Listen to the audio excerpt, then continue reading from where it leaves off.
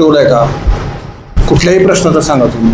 ह्या आमदाराने प्रत्येक समस्याचा, प्रत्येक तालुक्यात समस्याच्या, परत दुसऱ्याही तालुक्यात समस्याचा आवाज उठवला आहे. शिवाजी पुतळ्याचा समस्येचा आवाज उठवला, शिवाजी महाराजांचा पुतळ्याचा आवाज उठवला. त्यांनी लगेच पडसाळीला त्यांनी लगेच पुस्तक काढून दिलं.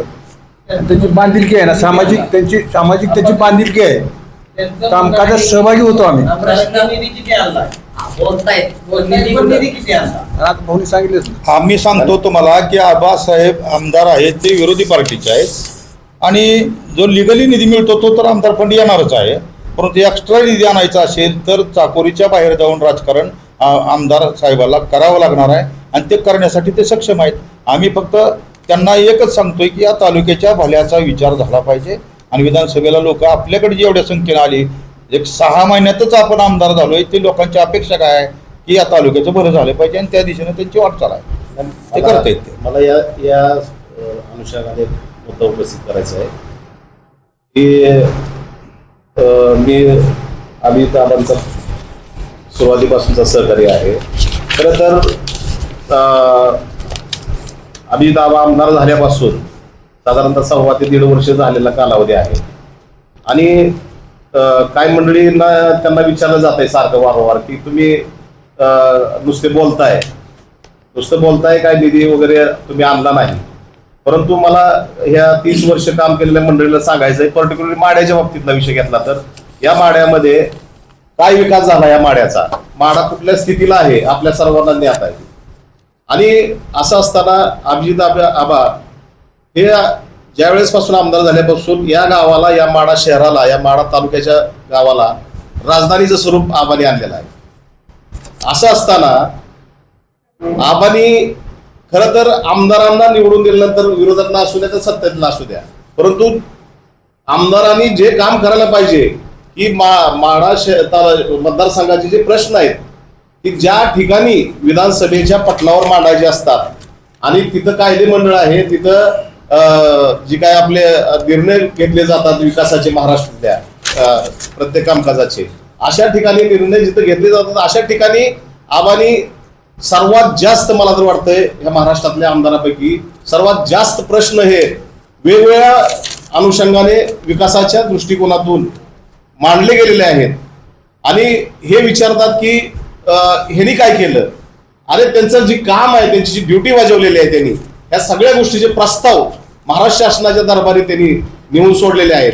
ते शासनाला आता सत्ताधाऱ्यांनी त्याला पैसे द्यायचे नाही द्यायचे हा त्यांचा प्रश्न आहे, परंतु जे आमदाराचं कर्तव्य आहे ते आमदारांनी निश्चित पार पाडलेलं आहे. ह्याच्यावर पूर्ण या माडा तालुक्यातल्या, माडा शहरातल्या लोकांचा विश्वास आहे.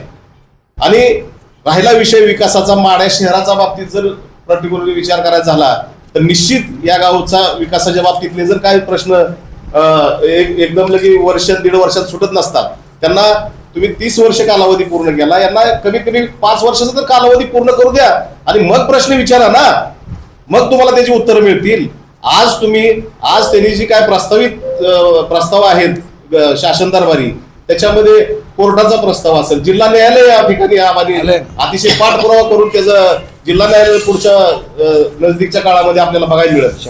दुसरी गोष्ट आपण पाहिलं असेल की छत्रपती शिवाजी महाराजांचं स्मारक आणि नगरपंचायतची बिल्डिंग याच्यासाठीचा कामकाज प्रस्ताव शासन दरबारी पडून आहे. ती देखील निश्चित पुढच्या कालावधीमध्ये लवकरच ते आपल्याला स्मारक झालेलं दिसेल. तसंच या माड्याचं एसटी स्टँड, त्याची दुरावस्था झालेली होती, त्या एसटी स्टँडमध्ये बीओडी तत्वावर शॉपिंग सेंटर उभा करण्याचं काम 2 मजली, ह्याचा देखील आपलं ते काम जवळजवळ आपलं ते निविदा निघालेले आहेत असं समजतंय. तर ते देखील पुढच्या कालावधीमध्ये निश्चित ते काम पूर्णत्वास आलेलं दिसेल. आणि दुसरी गोष्ट गोडवांच्या बाबतीतला विषय असेल, जी काय धान्य गोडवान आहे, त्या धान्य गोडवांच्या बाबतीतले देखील त्या गोडवांच्या आजची स्थिती जर पाहिली गेली तर त्याचा देखील प्रस्ताव आता करण्याच्या तयारीत आहे. कारण त्याची जी काही जागा आहे, पहिलं धान्य गोडवान अपुरं पडत होतं, म्हणून आता मोठं गोडवान करावं लागतं या ठिकाणी, म्हणून त्याची मोजणी, त्या जागेची मोजणी करायचं आता पुरवठा विभागाकडे त्याचे पैसे भरायसाठी प्रस्ताव गेलेला आहे. त्या पुरवठा विभागानं पैसा भरून मोजणी करून घेऊन तो प्रस्ताव देखील गोडवांचा जाईल. भविष्यामध्ये गोडवांचा प्रश्न सुटल्यानंतर धान्याचा प्रश्न सुटेल. धान्याचा प्रश्न सुटल्यानंतर आपल्या ठिकाणी इथून जी मतमोजणी तिकडे जाते त्या गोडवान नाही म्हणून ते देखील या ठिकाणी झाल्याशिवाय राहणार नाही. आणि अजून एक प्रश्न उद्भवला गेला होता की त्या शाळेचं उद्घाटनच्या बाबतीतला आता तो विषय. तर म्हणजे असे काम त्याच्या बाबतीत बाह्या खरात देखील सविस्तर त्यांनी त्याचा पाठपुरावा केला ते देखील त्याच्यावर सांगतील. तर मला एवढंच सांगायचं की या अनुषंगाने की अभिजित आबा एक दमदार आमदार आहेत आणि ते जनतेच्या म्हणजे जमिनीवरचे आमदार आहेत. जमिनीवर राहून जनतेत राहून ते या गावचा विकास करण्यासाठी या मतदारसंघाचा पूर्ण विकास करण्यासाठी निश्चित कटिबद्ध आहेत. अनेक कामं त्यांनी मार्गी लावलेली आहेत. अनेक काम प्रस्तावित आहेत. तर याच्यानंतर ती जी काय मॉडेल स्कूल बद्दलचा काय विषय आहे मार्फत ती शाळा आलेली होती बरं का. त्याच्यात कुठल्याही आमदाराचं नाही, ह्याचं कुणाचं श्रेय नाही. ते प्रत्येक तालुक्याच्या ठिकाणी doctor Babasaheb Ambedkar model school म्हणून राज्य शासनाचा उपक्रम होता. त्यावेळेचे तत्कालीन अध्यक्ष तो आहेत, त्यांनी त्याचा पाठपुरावा केलेला होता दादानी. व ते शाळा सुद्धा दुसरीकडे नेण्याचा भरपूर प्रयत्न झाला. त्याच्यासाठी असंख्य अडचणी आल्या. त्याची वर्क ऑर्डरची तारीख आहे आपल्यापाशी 15/3/2024. तर 15/3/2025 त्याची वर्क ऑर्डर संपलेली होती. त्याचा विषय आम्ही आमदारांच्या कानावर घातला व असा विषय झालेला. त्याची वर्क ऑर्डरची दिनांक संपलेले तरी काम चालू झालेलं नाही. का तर काही तत्कालीन परिस्थितीत जागेच्या बाबतीत अडचणी आलेल्या होत्या. त्याच्या अडचणी शाळा व्यवस्थापन समितीचे अध्यक्ष त्यावेळेचे धैर्यशील दादा यांनी प्रयत्न करून त्या अडचणी सोडवल्या शेवटच्या टप्प्यात. पण त्याला तरी काम चालू झालं नाही. मग त्याला आमदार साहेबांनी विशेष काय प्रयत्न केले तर सीओ साहेबांना त्यावेळेच्या त्या कॉन्ट्रॅक्टरला मुदत वाढवून घ्यायसाठी प्रयत्न केले. ते काम माघारी गेलेलंच होतं जवळजवळ. का तर त्याची वर्क ऑर्डरची मुदत संपलेली होती. त्याच्यासाठी त्यांनी प्रयत्न केले. व जागा कुठं फायनल करायची नगरपालिकेचा एक विषय होता तिथं. ते जागा फायनल करायचा आमदारांनी प्रयत्न करून ती फायनल केली जागा व ते आज काम प्रगतीपथावर आहे. मग तुम्ही जर ते काम आणलं म्हणताय तर तुम्ही ते काम सुरू करू शकला नाही. त्याचं श्रेय तुम्हाला आहे का? तुम्हाला घेता येत आहे का? घेता येत नाही. का तर ते कामच तुमच्या काळात सुरू झालेलं नाही. आणि त्यांनी कधीच म्हणलेलं नाही की निधी मी आणलाय आणि त्याचं हे केलंय असं कुठेही उल्लेख आमदारांनी केलेला नाही. ज्यावेळेस आंदोलन उभं राहिलं होतं त्यावेळेस आप्पासाहेब कानडे सुद्धा बबनराव शिंदेच्याच पार्टीमध्ये माझ्याबरोबर होते आणि आम्ही दोघंही त्या आंदोलनामध्ये आघाडीवर होतो. त्यामुळं का होतो तर आम्ही दोघांनी या गावची बांधिलकी सोडली नाही. या गावच्या भल्यासाठी आमच्या राजकारणाचं काही झालं कुठलाही परिणाम बघायची आम्ही तयारी केली होती. परंतु आमदारांनी त्यावेळेस आम्हाला पक्षातून काढलं नाही, पार्टीतूनही काढलं नाही. उलटं आम्हाला बोलावून आप्पासाहेबाला तर एकदा जिल्हा परिषदचं तिकीट त्यानंतर दिलं पुन्हा त्यांनी. आणि आमदारांच्या लक्षात आल्या काही गोष्टी आणि पुन्हा क्रीडा संकुल या ठिकाणी झालं. आणि टीका काय केली जाते रोज उठलं की माझं तर म्हणणं असं आहे की विरोधक सगळ्या लोकांना मंडळींना की माढा शहराच्या भल्यासाठी विकासासाठी राजकारणाचं जोडं बाहेर काढून आपण सगळी खांद्याला खांदा लावून काम करूया. परंतु तसं होताना दिसत नाही. कारण कालच्या विधानसभेचा पराभव अतिशय जिव्हारी लागल्यामुळं रणजित शिंदे हे वैफल्यग्रस्त झालेले आहेत. आणि त्यांच्याजवळची ही जी काही 4 पिलावळ आहे तालुक्यातली आणि हे बोलगेवडे हे उठसूट कोणावरही टीका करतात. त्यांना सत्य स्वीकारायचंच माहीत नाही. लोकशाही मार्गानं या तालुक्यानं त्यांना नाकारलंय. काही दिवस वाट बघावी, काबाड कष्ट करावं, लोकात मिसळावं, आपलं काही चुकलंय हे शोधावं आणि मग समोर जावं. उठसूट त्या आमदाराला काहीतरी वाईट वांगळा बोलायचं, त्यांना कुठल्या पिस्तुलन बंदुकं नासलंच काहीतरी बोलायचं आणि आपल्याला जी बोलता येत नाही तीच बोलते ती, त्याला अर्थ बी कळत नाही आणि ती बोलते ती. मग माझा सल्ला असा आहे की रणजित शिंदेना की बाबा रणजित भैया तू स्वतःच वाकून बघ. तू किरकोळ घराण्यातला नाही. तुझा आजोबा आमदार, तुझे वडील आमदार, तुझे चुलते आमदार, इतक्या मोठ्या राजकीय परंपरेतला तू. मी तर असं म्हणेल या तुमच्या माध्यमातून की 1995ला बबनदादा आमदार होत असताना मी त्यांच्याबरोबर माढा शहरातून एकटा होतो. त्यांना आमदार करताना आमची पवित्र भूमिका होती. त्यावेळेस माझ्याबरोबर कैलासवासी विनायक उरपाळे, सूर्यकांत भगत, भालचंद्र काका मोरे, आम्ही सगळी चळवळीतली मंडळी होतो. आणि आमचं भूमिका काय, या तालुक्यामध्ये शेतीला पाणी नाही, तो मिळवून देणारा आमदार पाहिजे. 2-2 पदव्या घेऊन रस्त्यावरनं तरुण पोरं फिरत होती, नोकरी नव्हती कोणाला. त्यांना पोटापाण्याला नोकरी मिळवून देणारा आमदार पाहिजे. याच्यासाठी आम्ही अशा चांगल्या माणसाच्या शोधात होतो आणि आम्हाला बबनदादामध्ये तो माणूस सापडला 95ला. म्हणून आम्ही त्यांना आमदार केलं आणि त्यांनी मागं वळून बघितलंच नाही. गेली 20-25 वर्ष त्यांनी काबाड कष्ट केलं. त्यांनी आम्हाला पाहिजे असणारा तालुका त्या वळणावर आणण्यासाठी प्रयत्न केला. तालुक्यामध्ये इरिगेशन वाढवलं, तालुक्यामध्ये कारखाने काढून तरुणांच्या नोकरीचा प्रश्न त्यांनी मिटवला.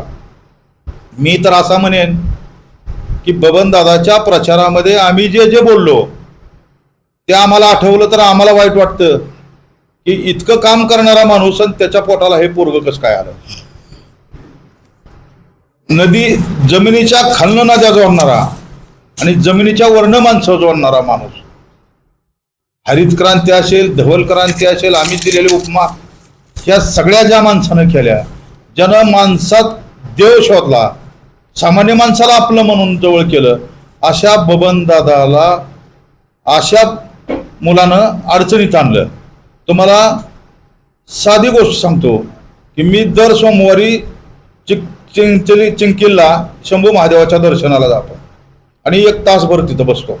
एक दिवस एकटाच असल्यावर मी त्या महादेवाकडे पाहत होतो आणि महादेवालाच प्रश्न विचारला, महादेवा तू या टेकडीवरून या सगळ्या तालुक्याकडे बघतोय, सगळ्यांच्या आनंदासाठी काम तू आशीर्वाद देतोय, तू सगळं डोळ्यानं पाहतोय, परंतु मला एक प्रश्न पडलाय महादेवा, तर एवढं मोठं काम करणारा, इमारतीपेक्षा माणसांची मन बांधणारा, माणसातला देव शोधणारा बबनदादा, त्याच्या मनामध्ये नेमकं कुठलं शल्य आहे, आज काय अवस्था आहे त्यांची.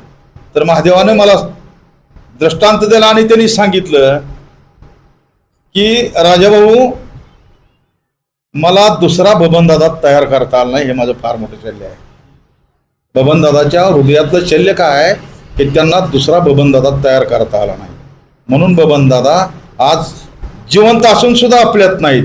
त्यांची अवस्था काय, सकाळी उठल्यानंतर माणसात फिरणारा, माणसात राहणारा, ज्याची एनर्जीच माणूस आहे, असा माणूस 7 समुद्राच्या पलीकडे कुणी नेऊन ठेवला आणि तो इथं फिरतोय आणि वाईट वंगाळ लोकांना बोलतो. उलट तालुका असा म्हणतोय, अभिजित पाटील म्हणतायत की बबनदादाला दीर्घायुष्य मिळालं पाहिजे, लवकर बरे होऊन हिंदुस्थानात आले पाहिजे.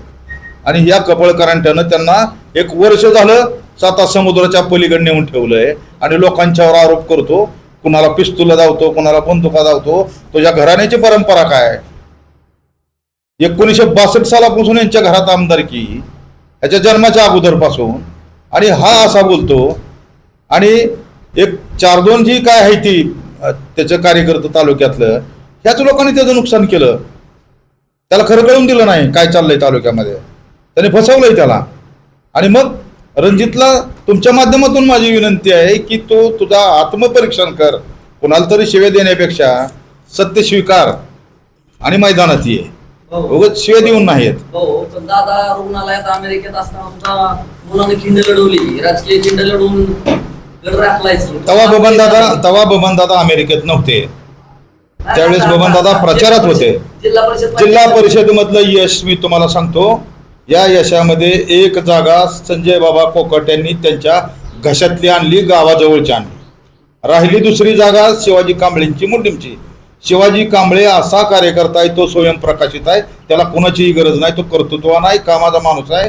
जिल्हा परिषदेमध्ये समाज कल्याणचा सभापती असताना या तालुक्यातल्याच नाही पण जिल्ह्याच्या शेवटच्या टोकापर्यंत काम केलेला तो कार्यकर्ता आहे. जनतेनं त्याला स्वीकारले, त्याच्यामध्ये ह्यांचा काही संबंध नाही.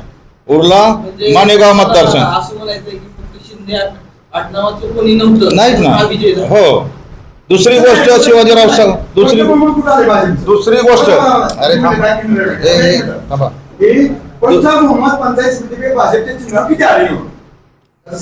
तो विषय थांबा, विषांतर करू नका. शिवाजीराव सावंताच्या बाबतीमधला विषय जर घेतला तर त्या माणसांनी 2 वेळा विधानसभा निवडणूक लढवली, 2 वेळा त्या मतदारसंघाचे ते सदस्य होते. त्यांच्या मुलानं कालची 17 सालची जिल्हा परिषद लढवली आणि एक साखर कारखाना आहे, तो लढाऊ कार्यकर्ता आहे. आणि त्यांचा मुलगा निवडून आणण्यासाठी त्याला कुणाच्या हातापाया पडायची गरज नाही. उलट दादासाहेब साठेंनी त्यांना मदत केली, कारण उमेदवारी अर्ज भरला नाही. कदाचित दादासाहेब साठे उमेदवार असता तर गेल्या वेळेची परिस्थिती आता झाली असती, परंतु यांनी त्यांना मदत केलेली आहे. काही निवळ त्यांच्या मदतीवर शिवाजीराव सावंतचा मुलगा निवडून आलेला नाही, त्यामुळे इतकं हुरळून जाण्याचं काही नाही. तालुक्यामधल्या मतदानाची संख्यावारी जर तुम्ही आकडेवारी पाहिली तर अजून सुद्धा आमदार अभिजित पाटलांच्या पाठीशी हा तालुका खंबीरपणानं उभा असल्याचं आपल्याला दिसतंय आणि ते सत्य स्वीकारत नाही. दुसरी गोष्ट महत्त्वाची टेक्निकली पत्रकार बांधवांनो, की माणेगाव मतदारसंघामध्ये 3 गावं करमाळा तालुक्यातली होती, तांदळवाडी, रिधोरा आणि पापनास, आणि ती संजय मामानी तळहाताच्या पोडावर सांभाळलेली गावं, ती सगळी 70% मतदान त्यांना दिले. ती जर वजा केली तर राहिली किती?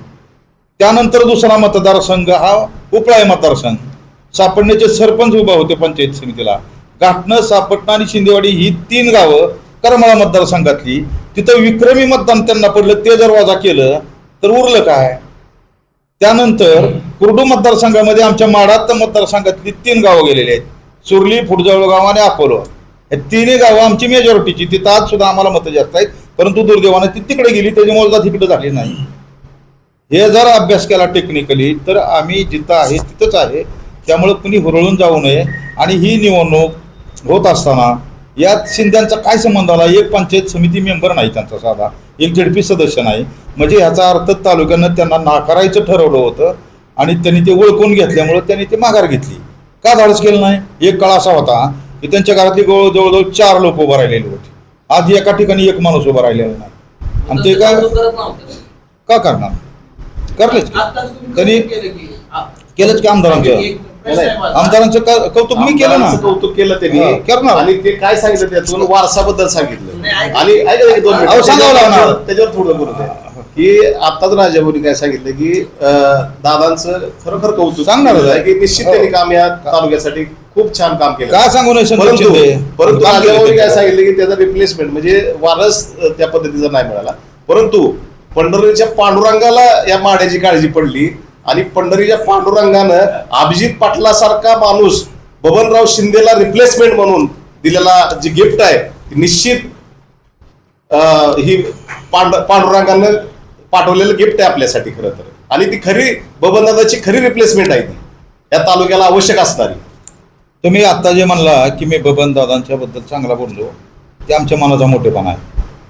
आमच्या मनाचा मोठेपणा आहे. आज आम्ही त्यांच्या पार्टीत नाही, त्यांना विरोध करतोय, परंतु सुद्धा त्यांना चांगला बोलतो. ही आमची संस्कृती आहे. त्यांची संस्कृती काय मला माहीत नाही. ती संस्कृती 2-3 वेळा उच्चारलं एक जण, त्याची नेमकी संस्कृती कळली नाही मला. पण माझी संस्कृती तुमच्यासमोर उघडी झाली की जिथं मी विरोध करतोय परंतु त्यांच्याबद्दल चांगलंच बोलतो. का? मी बोलणारच. मी सत्य बोलायला कधी घाबरत नाही. बबनदादा त्या तोलामोलाचा माणूस आहे, परंतु त्यांना दुसरा बबनदादा तयार करता आला नाही, हे त्यांचं एक शल्य आहे. दिनेशनं सांगितलं की त्यांचा तो कपळकरांचा चिरंजीव असल्यामुळंच पांडुरंगाला त्याची काळजी घ्यावी लागली आणि तो माणूस इकडे पाठवावा. तुम्ही कार्यकर्तो नाकारणार, निश्चित नाकारणार. अहो, एक सांगतो तुम्हाला मी, कुणब्यांचा धर्म आहे. ज्याच्या पोराला बैलाच्या कुळवाचं यटण घाला येतंय तो खरा कुणबी. त्यानं पोराला शिकवायचं असतं, हे असं यटण घालते ती. तसं राजकारणात असतं. ज्या बबनदादानं माणसातला देव शोधला, माणसाच्या भल्यासाठी का बरं कष्ट केलं, त्यांच्या मुलाला ते का कळत नाही? बाळकडू आहेत. छत्रपती शिवाजी महाराजांच्या काळामध्ये छत्रपती शिवाजी महाराज गेल्यानंतर 9 वर्ष संभाजीराजांनी खिंड लढवली. 4 शाही त्यांच्या विरोधात होत्या. स्वराज्याला विळखा घातलेला होता सगळ्या शाह्यांनी, परंतु तरी सुद्धा संभाजीराजांनी खिंड लढवली. हो, आमदार पण ह्या गावचे होते, विधान परिषदेला तालुक्याचे आमदार होते बबनदादा. मी जिल्हा दूर आपण जिल्हा परिषदेवर होते, ग्रामपंचायत आपल्या ताब्यात होती, नगरपंचायत पण आपल्या ताब्यात. एकंदर सगळे पुढारी म्हणजे पदावर होते असताना देखील आपल्या पाडा शहराचा विकास झाला. त्याचं कारण काय? आता तुम्ही जी नावं घेतली, मी आप्पासाहेब, आम्ही वार्डात निवडून येण्यासाठी झुंजतोय. आम्ही गावचं पुढारी, कधी गावातल्या लोकांनी आम्हाला कधीतरी संधी दिली ग्रामपंचायतमध्ये काम करण्याची. आमच्या कर्तृत्वाला मर्यादा आहेत, परंतु कुणाच्या तरी हातनं काम व्हावं म्हणून आम्ही त्यावेळेस त्या मंडळीला संधी दिली. मी स्वतः तुम्ही जो प्रश्न विचारला तो त्यांना विचारायला पाहिजे. विधान परिषद तुम्ही विधान परिषदेच्या आमदाराची शिफारस घ्या आणि त्यांची पत्र परिषद घेऊन तुम्ही त्यांना विचारा हा प्रश्न की तुम्ही 6 वर्ष विधान परिषदेवर होता, विलासरावांचे खास मित्र होता, त्यांनी काय केलं त्यांच्या कालखंडात ते तुम्हाला सांगतील. आम्ही कसं सांगू त्यांचं? आम्ही काय त्यांचे कार्यकर्ते आहे का? आम्ही हितचिंतक आहे त्यांचे. त्यासाठी 34 मतं दिलेत. आम्ही कसं हां सुगाव्याची गोष्ट काय ऐकली नाही तुम्ही? नाही ऐकले त्यांना ऐकायला एक दिवस ऐकलं. जनतेने ना त्यासाठी तुम्हाला एक सांगतो त्याच्या आधीचं 1996 साली दादासाहेबांचं वय 18 होतं. त्यावेळेस 18 वर्षाचं वय असताना ते ग्रामपंचायत सदस्य झाले आणि माझ्या लक्षामध्ये आलं की ह्या मुलाला जर आपण उपसरपंच केलं, त्यावेळेस रिझर्वेशन आलं होतं अनुसूचित जातीचं, विनोद जमदाडे सरपंच झाला आणि मी घरी जाऊन तात्यांना सांगितलं की दादासाहेबांना मला उपसरपंच करायचं आहे. त्यावेळेस तात्यांनी मला प्रश्न विचारला, माझी 3च मेंबर आहे ती, आणि तुम्ही कसं काय करणार आणि का करणार? कसं काय करणार मी करून देतो, पण का करणार ते सांगतो की तुम्हाला मुंबईमध्ये ओळखी आहे, विलासराव देशमुख असतील, नासर फरांदे साहेब असतील, कोण त्यांचे ओळखीची सगळी मंडळी तिथं काम करतायत. तुम्हाला तुमचा मुलगा काय करतोय म्हणून विचारल्यानंतर तुम्ही काय सांगणार? गावचा उपसरपंच आहे म्हणून सांगितल्यानंतर तुमची पद प्रतिष्ठा तिथं वाढेल आणि तुमच्या रूपाने या गावाला काहीतरी निधी मिळेल. पुढे जाऊन दादासाहेबसाठी नेते झाले या तालुक्याचे, जिल्ह्याचे. हे का आमचे योगदान कमी आहे का? काम करण्यापेक्षा काम करणारा माणूस तयार करणं हे सुद्धा राजकारणच आहे.